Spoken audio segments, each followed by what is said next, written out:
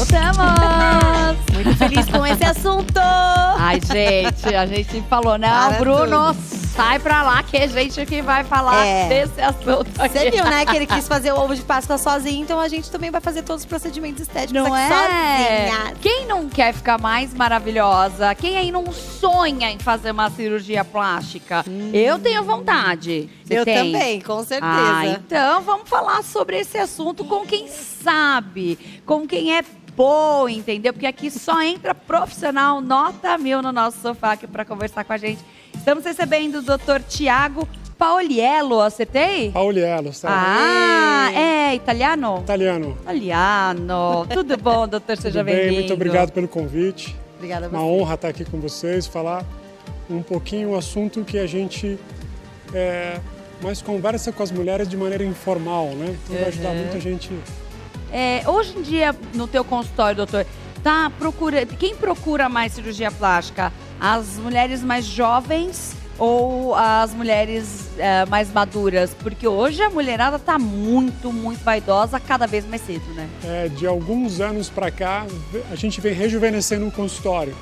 Então, a partir de 15, 16 anos já tem paciente operando. E eu tenho Dona Vilma, de 84, que ainda opera comigo. Uau, ela deve ser belíssima, né? 84 anos, amiga. Super vaidosa. Nós Não na é? vida aí, né? Se a gente chegar até lá. E fora que a tecnologia também, né, tem, assim, avançado muito, né? Muito. Você opera desde quando, doutor? Faz cerca de 10 anos já. Mudou muita coisa do seu começo para agora? De uns 5 anos para cá, tanto na cirurgia de contorno corporal de lipoaspiração quanto na mamoplastia, as técnicas e as tecnologias evoluíram, ajudando a gente a entregar uma cirurgia mais segura e um resultado mais delicado. Hoje, assim, a gente vê, claro, algumas fatalidades de pessoas que foi para a mesa de cirurgia, enfim, aconteceu, né, alguma coisa, mas é muito raro hoje a gente ouvir alguém que foi fazer uma lipo e, né, faleceu. A gente vê que a tecnologia realmente trouxe muito essa segurança até para quem quer fazer a sua primeira cirurgia, né, doutor? Uma das principais preocupações da paciente, da família e nossa é a segurança. Então a gente hoje opera dentro de um hospital que tem o que existe no mundo de segurança para a gente aumentar, deixar ela no nível máximo para a paciente. Legal. E quais são os principais tipos de cirurgia usando os implantes de silicone, né, que são feitos hoje nas mulheres? Então hoje nas pacientes mais jovens, é mais comum fazer a inclusão da prótese. A paciente que tem a mama pequena, hipomastia, a inclusão da prótese, que é uma cirurgia de 40 minutos a 1 hora, com uma recuperação mais rápida, vai dar colo para essa paciente, vai entregar uma facilidade maior para a escolha de um biquíni. E esse tipo de cirurgia faz por fora do músculo, por dentro, como é que é? Existem as duas opções. Então, a prótese de silicone ela pode ser colocada num plano subglandular, embaixo da glândula, ou submuscular, embaixo do músculo.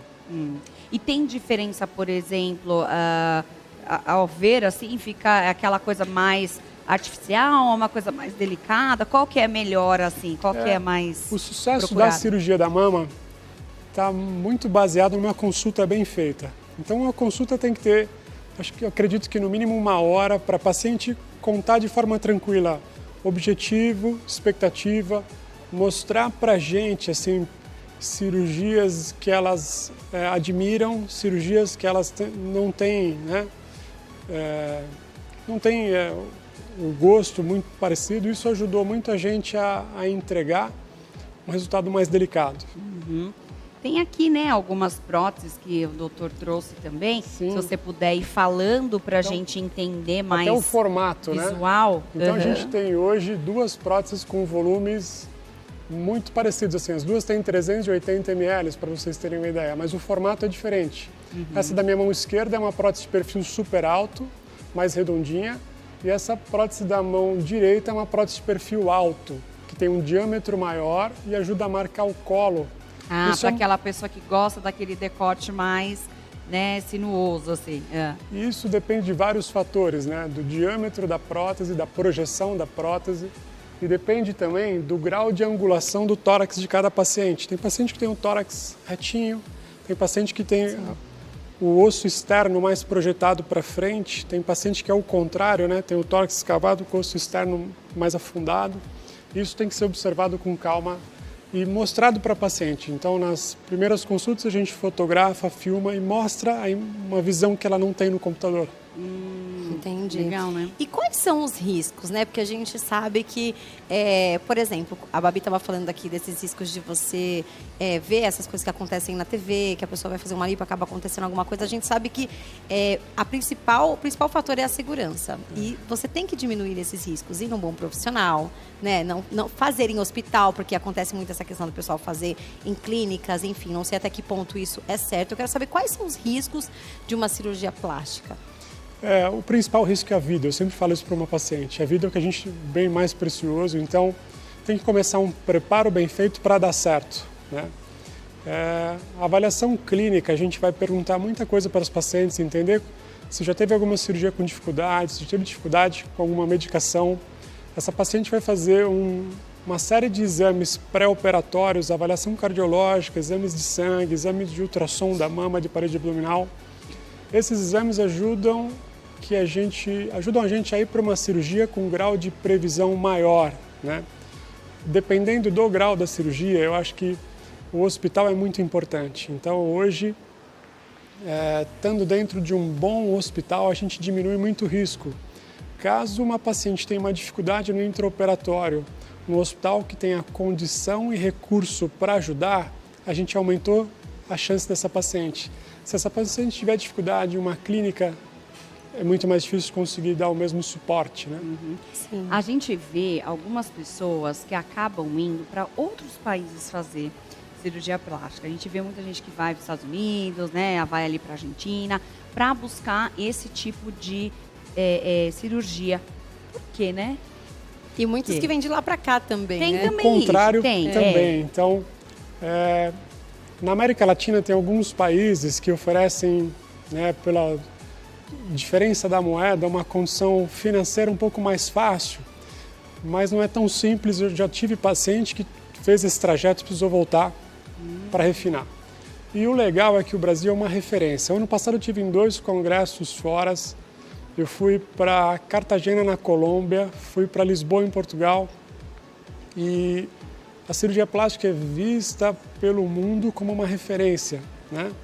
Então, médico do mundo inteiro vem para os nossos congressos, é muito legal recebê-los, né? Isso faz com que muitas brasileiras que moram na Flórida, que moram em Portugal, que moram fora, retornem para operar com a gente. E acabam trazendo também pacientes que, do convívio delas, que conhecendo, estão começando a abrir porta. Pós-pico de pandemia, a gente teve a regularização da consulta online por videoconferência. Verdade. Essa consulta facilitou a vida das pacientes para conhecerem os médicos, irem se ambientando, ganhando tempo, fazendo exames pré-operatórios, já adiantando de outro país, e já chegam para um retorno presencial para decidir, se possível, já operar.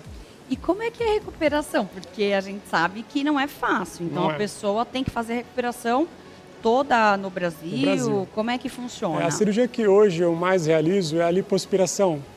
E não só de outro estado, a gente recebe de outro país e já nessa primeira avaliação online, orienta os pacientes para se organizarem para ficar no mínimo 15 dias no Brasil. Tá.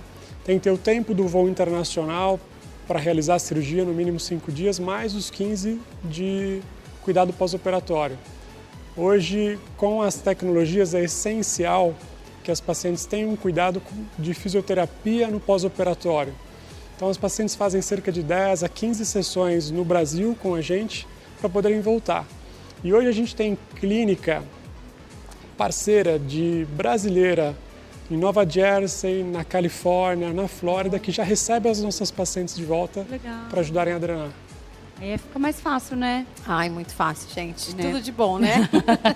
Agora, falando ainda um pouquinho dos riscos, uma vez eu escutei um cirurgião plástico dizendo que um dos riscos que o cirurgião plástico mais teme é a embolia pulmonar, embolia, trombose, que é uma coisa que parece que não dá para prever, mas dá para você tomar alguns cuidados. Hoje ainda é assim?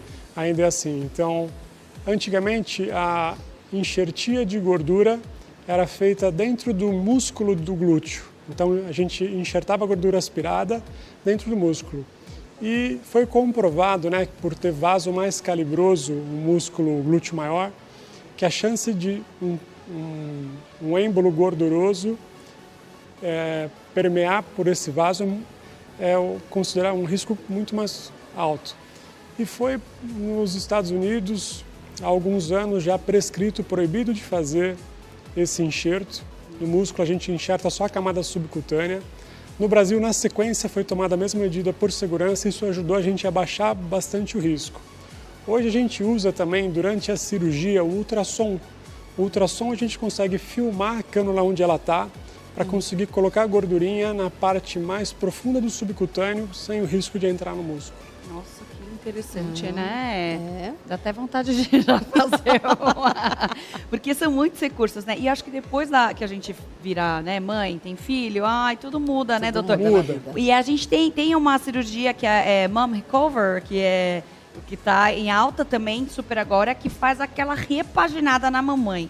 Você também faz esse tipo de... Me conta um pouquinho como que é essa cirurgia. Então, a variação hormonal que a mulher sofre desde a gestação, período de amamentação, faz com que acumule gordura de forma desorganizada em alguns casos, faz com que a flacidez aumente, né?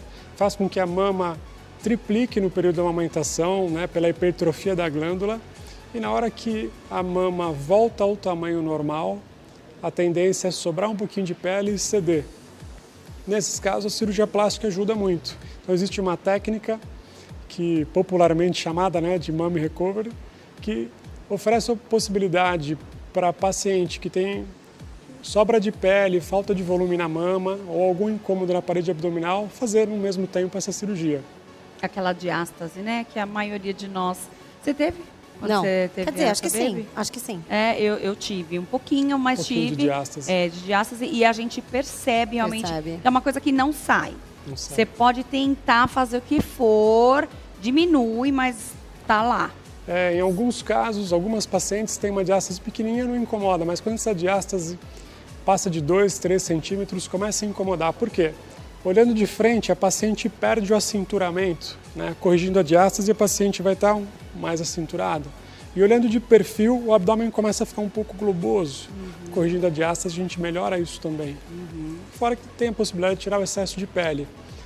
A grande melhora dos últimos anos são as tecnologias de retração de pele.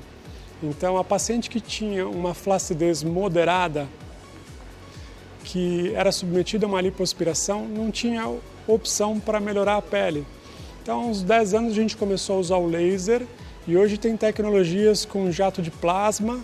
É esse aqui que você trouxe? Exato. Então, trouxe fala um pouquinho dele para a gente. deles. Essa é uma tecnologia de jato de plasma, que na última etapa da cirurgia, pelo mesmo túnel da lipoaspiração, a gente usa. Ele solta uma chaminha azul, que não queima a pele porque é resfriada pelo gás. Tem um gás hélio, que ajuda a hiperaquecer o septo fibroso, que são as traves que unem a pele ao plano profundo. Hiperaquecendo o septo fibroso, essa trave encolhe, ajuda a pele a aderir melhor no plano profundo e continua estimulando a produção de colágeno, né? Então, pós a lipoaspiração, a pele que era para estar solta, hoje a pele está ficando 30% a 40% mais aderida.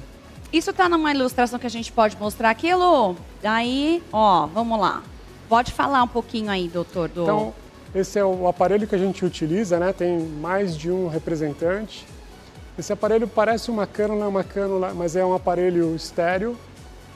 Ele entra pelo mesmo orifício da lipoaspiração e ele age, essa chaminha azul é o jato de plasma no septo. Essa camada é uma camada de tecido celular subcutâneo que já foi aspirada, a gente já tirou mais da metade da gordurinha que estava aí localizada e essa pele fica solta. E o jato de plasma estimula a neocolagigênese, né, a produção de colágeno, ajudando a derme, que é essa camada mais profunda da pele, a ficar mais aderida ao plano profundo. Tem tempo de duração isso no corpo? Como é que é? A gente tem um período de retração primária que a gente vê na hora da cirurgia, então é impressionante como a gente passa primeiro o aparelho, vamos supor, do lado direito e vê uma diferença importante em relação ao lado esquerdo. E no pós-operatório, com as drenagens, as fisioterapeutas vão ajudando essa pele a ter uma aderência de forma regular no plano profundo. Isso por meses a gente ainda vê durante um ano aí, todo mês um ganho. E se a pessoa também tiver, tiver também uma boa alimentação, exercício, ela tem aí uma durabilidade no resultado da cirurgia. Isso é essencial, né? A paciente que procura hoje o cirurgião, ela está buscando a melhora do contorno corporal. A cirurgia ela é uma etapa, uma parte, mas sem uma dieta equilibrada, sem um foco em fortalecer a musculatura, é impossível ter qualquer grau de definição. Ai, meu Deus, tô com vontade de chorar. Que é a realidade da vida, né? E olha, perguntando ainda sobre o jato de plasma, existem locais no corpo que não dá para fazer? Porque uma vez eu li que uma doutora disse que, por exemplo, no braço, por ser uma pele muito fina, não dá para fazer porque pode correr o risco de queimar. Hoje os aparelhos ele têm uma regulagem, né, de potência. Então ele tem um fluxo de gás, uma regulagem de potência. Então a gente consegue usar uma pele fina igual a região cervical, consegue usar no braço e foi a grande vantagem. Braço e perna, há poucos anos, poucos cirurgiões aspiravam, porque era comum a queixa da flacidez. E hoje, com os aparelhos, a gente consegue aspirar um volume maior do braço e o aparelho ajuda nessa aderência, conseguindo ter uma definição do deltoide, que é o músculo do ombro, do tríceps, um pouco melhor. Olha que legal, coisa boa. E com relação ao silicone, como é que funciona a recuperação, né? Porque tem só a colocação de prótese de silicone, tem a maxilopexia com prótese. Explica pra gente como que é a recuperação desses. A recuperação da inclusão da prótese, que é uma cirurgia mais rápida, uma recuperação mais leve. Que as pacientes que trabalham no escritório, em uma semana, normalmente retornam ao trabalho, a gente pede para evitar atividade física no primeiro mês, e vai nos retornos modelando isso para voltar à rotina habitual. A cirurgia de mastopexia também evoluiu muito. Antigamente a mastopexia era muito temida pelas mulheres por ter uma cicatriz em T muito grande e por não deixar a mama com o formato que elas desejavam. Então, de 2, 3 anos para cá, a gente tem usado muito duas técnicas, que é a técnica da cicatriz em L, que ajuda a gente, em alguns casos, a ter uma cicatriz menor, não acredito que encaixe 100% para todas as pacientes. E tem usado também a cicatriz em T invertido, short scar, com uma cicatriz reduzida, onde a gente tira um pouco mais de pele na região periareolar e consegue ter uma cicatriz basicamente na dobrinha da mama sem estender, não fica aparente no biquíni, né? Mas ainda não existe, acho que nenhuma cicatriz menor aí para abdominoplastia, né? Essa daí não tem jeito, é grande, né, doutor? Essa costuma ser grande quando a paciente teve grande oscilação de peso, né? Então, para as pacientes que não tiveram oscilação acima de 10, 20%, ela não costuma ser tão grande, mas para as pacientes que tiveram uma oscilação acima de 20%, essa cicatriz ela pode passar a transição da parede anterior para posterior, que acaba incomodando um pouco as mulheres. E hoje já tem até um 360 graus que eu já vi que o pessoal faz abdômen, também levanta o bumbum e tem a cicatriz aqui, né? Exato, é a torsoplastia. Então faz inteiro? Eu não sei se de uma vez, 360 graus. Dá para fazer de uma vez, dá para fazer em 2 tempos, né? Mas é uma cirurgia também procurada para quem teve grande oscilação de peso. Então, por exemplo, alguém que fez bariátrica? As cirurgias bariátricas é comum a gente ouvir história de pacientes que perderam mais de 50%, pesaram 120, 140 e procuram a gente com 70 quilos, quase metade do peso. E hoje com as medicações, então tem medicação injetável nova, que as pacientes chegam a perder 20%, né? Medicação que vem de fora, paciente acompanhando muito de perto com endocrinologistas, com nutrólogos, nutricionistas e com preparadores físicos. Essas pacientes, muitas na raça, têm perdido esse peso que compensa tirar alguma pele. Porque tem algumas partes do nosso corpo que, principalmente acho que o abdômen, que mesmo que você malhe, que mesmo que você faça o que for, faça tratamento estético, tem ali aquela gordurinha que não sai de jeito nenhum. Pode incomodar. Então, a lipoaspiração ela é um tratamento que ela tira a gordura localizada. Eu já fiz lipoaspiração em paciente de 51 quilos que saiu 2 litros, que ninguém acredita. Ô, louco. Né? Olha, Meu Deus, Então- se eu for, então, Jesus. Era uma brasileira que foi transferida, trabalhava em Nova York e começou 2 anos de fast food, uma comida não adaptou bem. Voltou nas férias e tinha gordurinha e melhorou muito, impressionante. Tem diferença, por exemplo, de uma cirurgia que é uma paciente que está mais magra, de uma paciente que está mais cheinha, um pouquinho? Isso muda na hora que você vai fazer ali a cirurgia? Então, para a gente ter uma cirurgia segura, a gente tem alguns parâmetros, né? Como a bioimpedância, índice de massa corpórea, entender a composição corporal dessa paciente. E muitas pacientes não devem ser operadas de imediato, elas precisam de um preparo. Então, hoje a maioria das clínicas tem um acompanhamento multidisciplinar, com endocrinologista, nutrólogo, com nutricionista, que em 3 a 6 meses consegue secar, ajudar essa paciente a secar de forma técnica, né? E ajuda também essa paciente a manter o resultado a longo prazo. Então, prepara para operar, mantém ela num peso proporcional à altura para a gente enxergar resultado e ter melhor segurança. E a longo prazo, essa paciente vai entrar com medidas, com hábitos que tendem a perpetuar o resultado. entendi. E quais são as considerações éticas e psicológicas na hora que a paciente vai decidir, né, sobre fazer algum tipo de cirurgia, inclusive com implante de silicone? O implante é um corpo estranho, né? Então, tem história de paciente que não adaptou, tem muita paciente hoje fazendo o explante. Então, tem que sempre ser muito sincero, contar que real desejo, né? Tomar cuidado com o volume, com o exagero, conversar com calma com a paciente para entender se esse é um real desejo da paciente, se ela não está sendo influenciada por alguém da família para colocar uma prótese de 500 ml que vai pesar 500 gramas e pode incomodar no futuro, né? Então, eu acho que a paciente ciente, a paciente com vontade própria, a cirurgia é um sucesso. Eu tive um caso de uma paciente que no centro cirúrgico apresentou dúvida em relação à cirurgia. E graças a Deus foi na hora da marcação. E eu falei, calma, a gente agora consegue pausar, você volta para casa, reflete um mês, conversa com a tua família e daqui um mês a gente agenda. Se essa paciente operasse, não teria como voltar atrás. Né? Nossa, na hora da marcação! Teve dúvida, estava com dificuldade para entender a cicatriz.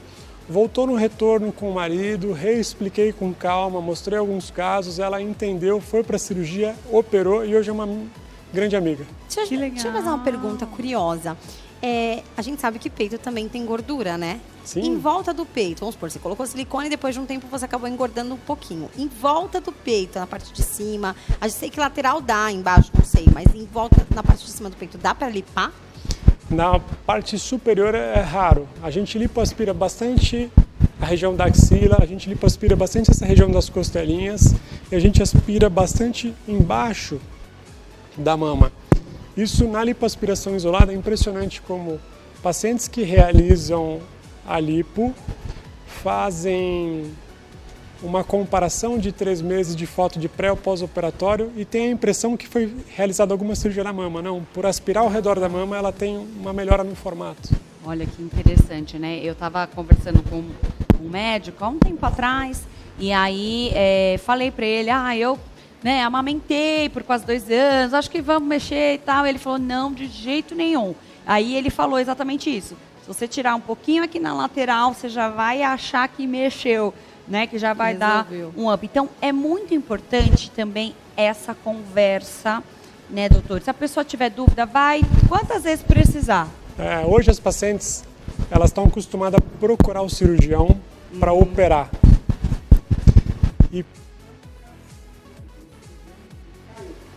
E quando recebem a notícia que não vão operar, saem frustradas. Mas é maravilhoso também não precisar operar. Né? Então, se o objetivo e expectativa da paciente não está alinhada com a realidade, o cirurgião precisa ajudar essa paciente a não operar. Também, né? Isso é importante. Acho que também o momento de falar não, eu acho que é crucial, né? Na hora que você estiver ali conversando com o teu médico, você se sentir segura, você se sentir confiante. E aquilo, gente, olha, se eu vou no médico, eu pergunto, eu falo milhões de vezes até estar 100% segura. Eu acho que tem que ser assim, né, doutor? Sim. a gente costuma fazer uma primeira consulta, faz também uma consulta de retorno. Então, baseado não só na paciente, mas em quem acompanha a paciente. O acompanhante, a mãe, a irmã, o marido, vai ajudar essa paciente a operar se enxergar que a conversa que ela teve com o cirurgião está alinhada com o real objetivo e expectativa. O acompanhante ajuda muito a paciente a pedir para ela esperar um tempo, não operar nesse momento se sente que não tem certeza. Isso ajuda muito a gente. É, perfeito, E né? de quanto em quanto tempo dá pra fazer lipo? E também... Eu tô sentindo algumas perguntas. Eu tô sentindo algumas perguntas que não estão aqui. que não estão no script. Eu sou script, mas eu gosto. Pode perguntar que eu tô gostando. E o implante, ó, de quanto em quanto tempo dá pra fazer lipo, né? E o silicone, vamos supor, a pessoa fez mastopexia e não ficou satisfeita com o resultado. Depois de quanto tempo até quantas cirurgias ela pode fazer com silicone no seio, por exemplo? Então, assim, não existe uma regra de número mínimo, número máximo, né? O mais importante é a paciente que divide a cirurgia em 2 etapas. Vamos supor, fez lipoaspiração num tempo, quer fazer a mastopexia num segundo tempo. O ideal é que espere pelo menos 90 dias para cicatrizar bem, né? Agora, a paciente que fez uma cirurgia, vamos supor, de mama redutora, e ela achou que a mama ainda está grande, quer fazer de novo, o ideal é esperar uns 6 meses. Então é pouco tempo, dá pra... Porque a anestesia, acho que é o maior problema nesse caso, a questão também da recuperação, né? Como é que é? A anestesia, junto com a cirurgia, ela evoluiu muito. Então, hoje as pacientes têm um controle cardiológico, respiratório, neurológico com anestesia geral. Então, fica o anestesista praticamente o tempo inteiro dentro da sala. Fora anestesia geral, que aumenta muito a segurança, a gente consegue fazer bloqueio para as lipoaspirações. Faz uma raquianestesia ou anestesia peridural, que chega a dar um conforto de 18, 24 horas. Uau! É comum a gente dar alta no dia seguinte e a paciente está confortável, sem dor. E dá as duas anestesias? Faz anestesia associada. Gente, nossa, E uma não lipo sabia menor disso. é geral? Que dá? Depende. Eu costumo trabalhar sempre com a geral porque eu busco sempre o mais seguro, né? Tá. Mas se mais for, segura. dá também para fazer com sedação, tem várias opções. Isso daí vai ser estudado caso a caso. E acho que também depende do tamanho da cirurgia também, né? Tamanho, doutor? exato. Porque às vezes a pessoa, é o que você falou, vai colocar um silicone, às vezes a pessoa tem uma insegurança de tomar anestesia geral, uma cirurgia mais rápida, ali você consegue conversar com ela ali. As lipos antigamente eram cirurgias um pouco mais rápidas, porque cada tecnologia que a gente usa pode levar cerca de 40 minutos ou 1 hora por área. Então, se a gente começa com a paciente deitada com a barriga para baixo, vai ter um tempo de aspiração entre 1 hora, 1h30, mais as tecnologias, chega a gastar 2 a 3 horas só na região posterior. Uau! Tem um intervalo onde vira a paciente, barriga para cima, e ao mesmo tempo, 2 a 3 horas na região anterior. Uau, então aí no mínimo 5 horas para fazer uma recalchutagem. Mas é mais rápido que ir pra academia também. Mas de coisa de 1 mês você já vai estar linda e maravilhosa. E a lipo... Já vai finalizar? Já então acabamos. Tá a gente conversa com ele nos bom, braços. gente. Ai, que pena. Ai, doutor, olha, eu quero te agradecer. Já fica um gostinho de quero mais pra você voltar, pra gente certeza, falar. será uma Todos os honra. dias, se quiser também, não tem Um problema. pouquinho. Se quiser, pode chamar a gente pra fazer também a modelo. Vamos lá. Paciente modelo. Passa pra gente os seus contatos, pra quem tiver mais interesse também. E quem quiser fazer a sua cirurgia, pode confiar que o doutor é nota 1000. Tem o meu Instagram também, que é dr.thiagopauliello, como está na tela, né? E isso tá aqui na sua telinha. Venha nos visitar. Vai lá, segue o doutor, fica vendo. Eu adoro ver os antes e depois, né? Ai, é maravilhoso. Eu fico lá só babando. Agora regularizou, né? Que não podia colocar. Não podia. Agora. Fala no microfone, doutor. Com a autorização das pacientes, a gente está conseguindo informar melhor, assim, né? Uma noção de realidade, contando bom, a história clínica, não só mostrando uma foto, sem sensacionalismo. Né? Legal. Sim, muito bom. Obrigada, doutor. Obrigado, meninas. Aí, assim, a gente faz assim, ó. Contrata o doutor Thiago pra limpar. E aí, contrata a nossa amiga também, que vai cozinhar, a Nina. Por isso que eu acho que os dois têm que ficar aqui todos os Contrata a Nina, dias. come chocolate com a Nina e opera com o doutor Thiago, tá tudo certo, né, Bruninho?